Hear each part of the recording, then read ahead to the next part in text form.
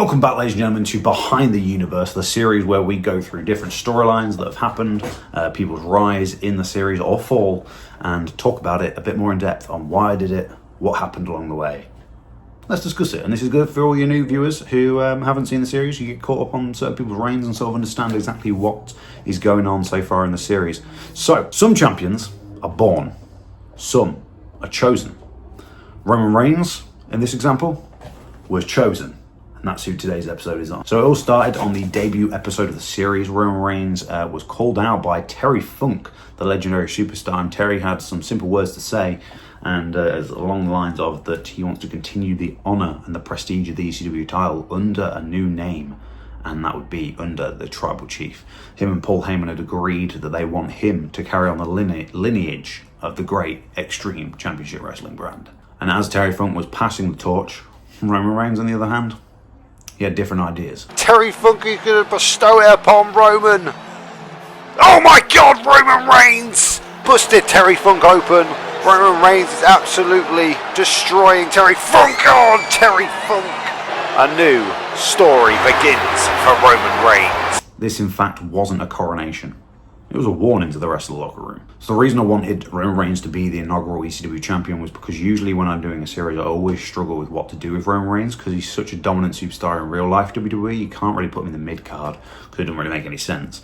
So instead, you'll probably know if you're a follower of the series, I do have quite a few world titles on the show, such as the NXT title on Raw, the ECW title, obviously, and then the world title. And over on SmackDown, we have a couple of the titles as well. We have the WWE title, we have the TNA world title, and the NWA world title. So I like a lot of titles, okay? Don't sue me, it's my series. But yeah, so I wanted him to have a title that still meant something, and I could still put him in big storylines, but not have him in that world title division, so I could push people like Finn Balor and other young superstars that may or may not be winning the title in the series. But not everyone was happy with Roman Reigns' vision for the ECW brand going forward. Then came CM Punk. CM Punk called out the Tribal Chief, which Roman did not like. And that showed by him dragging out his CM Punk's friend in Rob Van Dam and laying him on the top of the stage. CM Punk then delivered a chilling promo saying that he is coming for the Tribal Chief. And he's not here to play any games. He proved it over the next coming weeks, doing attacks on Roman Reigns, costing him notably the only match that Roman Reigns has lost against Trick Williams in an Extreme Rules non-title match. So obviously Punk couldn't get Trick disqualified, but ended up hitting 3 GTSs on the Tribal Chief, throwing him back into Trick. Trick hit the Trick knee, got the win.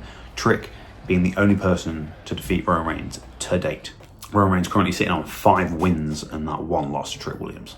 But Roman quickly ended Punk's crusade at Armageddon, the first PLE of the series, in an Extreme Rules match, putting him to a burning table, hitting spear, hoo-wah, and Roman Reigns' reign truly had begun with dominance. And on another note, that set CM Punk on a massive losing streak, but we'll talk about that in a future episode. The next challenger was Damian Priest. Was he going to be El Campeon? No, he wasn't. I didn't really plan on it ever being that way. I do have a plan for who I want Roman to eventually drop the title to. I can't tell you that, sort of secret. The subscribe button so you don't miss out. But yeah, so Damian Priest won a triple threat number contender match. Him, Drew McIntyre, and RVD.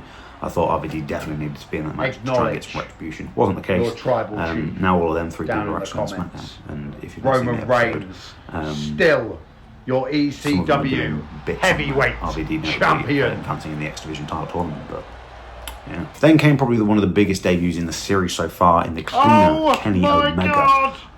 Still not brought Kenny Omega back. Still don't know whether to bring Kenny Omega back. Part of me wants to just because I love his in-ring work. I don't know whether to bring him back as a younger de-aged Kenny Omega or bring him back as a normal Kenny Omega. Leave a comment if you want to see either version.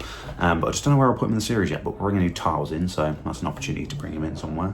But yeah, Kenny Omega came in saying that Roman is not a real champion, not a real wrestler, and that he wants to prove the entire wrestling world wrong about Roman Reigns. And defeat him for the title. But Bad Blood came around and Kenny Omega came close. He did. He hit a 1-winged angel. Could have been it. But Roman Reigns ended up solidifying that he is a real wrestler by putting away the cleaner, and he's not been back since. And before that as well, before the match with Kenny Omega, he did, Roman Reigns made another statement, throwing the old ECW Championship in the trash and bringing out a newer ECW title that you may all recognise from ECW when WWE were trying to revive it. I personally love this belt. I think it looks incredible. It looks very WWE and less ECW, which is kind of the vision I have going forward for the ECW title. It's not necessarily going to be the Extreme Wrestling Championship title. It's going to be the ECW title that Roman Reigns has held and is continuing to hold over 100 days as champion at the minute.